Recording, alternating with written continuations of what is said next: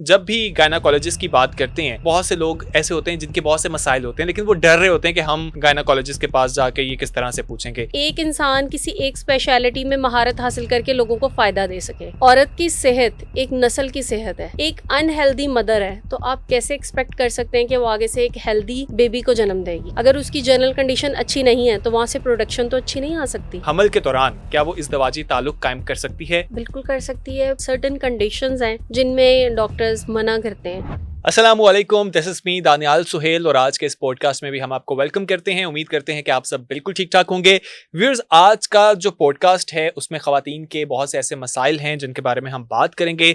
Normally in topics के हवाले से जब भी बात की जाती है, लोग जो हैं वो एकदम से कहते हैं कि इन टॉपिक्स के ऊपर बात क्यों जा रही है। अक्सर हम मुख्तलिफ गायनाकोलॉजिस्ट के साथ जब बात करते हैं तो लोगों को ये भी एतराज़ होता है कि कोई खातून बैठ के ये सवाल क्यों नहीं कर रही, कोई मर्द यहाँ पे क्यों मौजूद है। बेसिकली हम इसी चीज़ को ख़त्म करना चाहते हैं कि हमारा मकसद जो है वो लोगों को अवेयर करना है, उनकी सेहत के हवाले से जो मसाइल हैं उन पर बात करना है। ख़वातीन के ऐसे बहुत से मसाइल हैं जिनके बारे में लोगों को नहीं मालूम होता, तो हमने सोचा कि उन सवालात के बारे में हम अपने इस प्लेटफॉर्म के जरिए उन तमाम सवालात के जवाबात उन तक पहुंचा सकें। तो आज भी हमारे साथ एक गायनाकोलॉजिस्ट ही मौजूद हैं जिनका ताल्लुक फैसलाबाद से, और वो स्पेशली हमारे लिए यहाँ पर आई। उनका बहुत शुक्रिया कि उन्होंने वक्त निकाला। हम बात कर रहे हैं सईदा ज़हरा वसी की। अस्सलाम वालेकुम मैम, कैसी हैं आप? वालेकुम अस्सलाम, अल्लाह का शुक्र, आप सुनाएं। मैं बिल्कुल ठीक ठाक। सबसे पहले तो आपका शुक्रिया कि आपने टाइम निकाला और आप यहाँ पर आई। मुझे बताएं डॉक्टर साहिबा कि हम जब भी गायनाकोलॉजिस्ट की बात करते हैं तो इसके हवाले से बहुत से लोग ऐसे होते हैं जिनके बहुत से मसाइल होते हैं, लेकिन वो डर रहे होते हैं कि हम, या शर्मा रहे होते हैं कि हम गायनाकोलॉजिस्ट के पास जाके ये किस तरह से पूछेंगे। तो सबसे पहले तो मैं चाहता हूँ कि आप लोगों को इस बारे में बताएं कि कोई भी मसला हो तो आपको डॉक्टर के पास ही जाना है। देखिए, इसमें तो बहुत अच्छा आपका क्वेश्चन है। इसमें अगर आप सिंपल देख लें कि हमारे अपने मज़हब की, दीन इस्लाम की जो तालीमात हैं उसमें इल्म को कितनी अहमियत दी गई है। रसूल पाक सल्लल्लाहु अलैहि वसल्लम की हदीस है, हम सबको पता है कि आलिम की एक रात की इबादत जाहिद की 100 साल की इबादत से बेहतर है।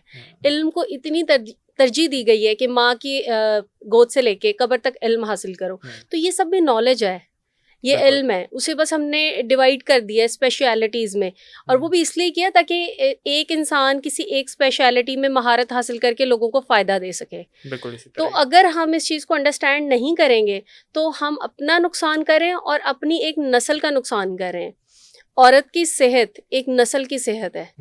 औरत की तालीम एक नस्ल की तालीम है। तो अगर हम इन्हीं ख़वातीन की हेल्थ पे फोकस नहीं करेंगे, एक अनहेल्दी मदर है तो आप कैसे एक्सपेक्ट कर सकते हैं कि वो आगे से एक हेल्दी बेबी को जन्म देगी। फिर हम, अगर हमें बहू फॉर एग्जांपल नहीं पसंद, दैट्स ओके, लेकिन हम कैसे एक्सपेक्ट करते हैं कि हम उसका ख्याल नहीं रखेंगे और आगे आने वाला जो हमारा बच्चा है वो बहुत जो हमें दिलो जान से प्यारा है। एग्जैक्टली, और वो बहुत हेल्दी होगा।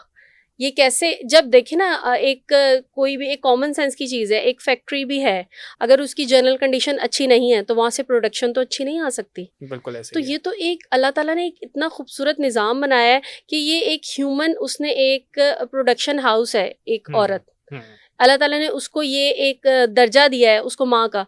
तो अगर आप उसको पसंद नहीं करते, उसकी इज्जत नहीं करते, तो कम से कम आप उसका ख्याल रख सकते हैं, और अगर नहीं भी रख सकते तो उसमें हिंड्रेंस तो ना डालें कम से बिल्कुल कम। ऐसे ही। और हमारे दीन में इस चीज़ के हवाले से प्रॉपर आपको गाइड किया गया है। दीन में कहा गया है कि औरत को इज्जत दी गई है, मुकाम दिया गया है, तो ऑब्वियसली उसकी सेहत का भी आपने ख्याल रखना है। अच्छा, आपने जैसा कि अगर हम मियाँ बीवी की बात करते हैं तो बहुत से लोगों का ये सवाल होता है कि अगर एक खातून प्रेग्नेंट है, हमल के दौरान क्या वो इज़दवाजी ताल्लुक कायम कर सकती है या नहीं कर सकती?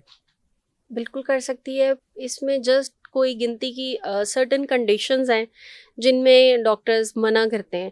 वो कंडीशंस, फ्यू कंडीशंस हैं जिन्हें हम फिंगर टिप्स पे गिन सकते हैं। उनमें एक तो है जिसे हम कहते हैं मेडिकल लैंग्वेज में प्लेसेंटा प्रीविया है, या अगर मैं आम ज़ुबान में एक लेमन लैंग्वेज में समझाऊं कि जो एक माँ और बच्चे का कनेक्शन होता है उसे हम प्लेसेंटा कहते हैं, उर्दू में उसे हम आवल कहते हैं। तो अगर आपकी आवल जो है वो नीचे की साइड पे है, जिसकी ये नॉर्मल पोजीशन नहीं है, नॉर्मली वो ऊपर की साइड पे होती है, फिर उसमें हम मना करते हैं। या फिर अगर जो है आपको किसी इन्फेक्शन का रिस्क ज़्यादा है, या वक्त से पहले आपके वाटर बैग की लीकेज होगी, उसमें भी इन्फेक्शन का रिस्क आपके ज़्यादा होता है, या अगर आपकी जो है यूट्रस वो उसका हम कहते हैं बच्चेदानी का मुँह, ये भी आपने एक टर्म सुनी होगी, उसको टांका अक्सर लगा देते हैं या छला रख देते हैं, उसको बंद कर देते हैं कि वो वीक है। अगर वो वीक है और उसको स्ट्रेंथन किया गया है, उसको बंद किया गया है टांका लगा के, या आजकल वो पेस्ट्रीज होती है रिंग्स वो रख के, तो उसमें मना करते हैं। मतलब बेसिकली मैंने आपको फिंगर टिप्स पे गिन दी है 4 से 5 कंडीशंस हैं जिनमें हम मना करते हैं।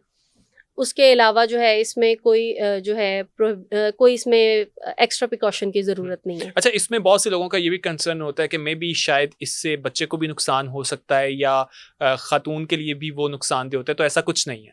यही कंडीशंस हैं जिनमें मना किया गया, और इन्हीं कंडीशंस के अलावा अगर कोई आपकी नॉर्मल हेल्दी स्टेट है और कोई ऐसी कंडीशन नहीं है, तो उसमें भी कोई प्रॉब्लम नहीं है।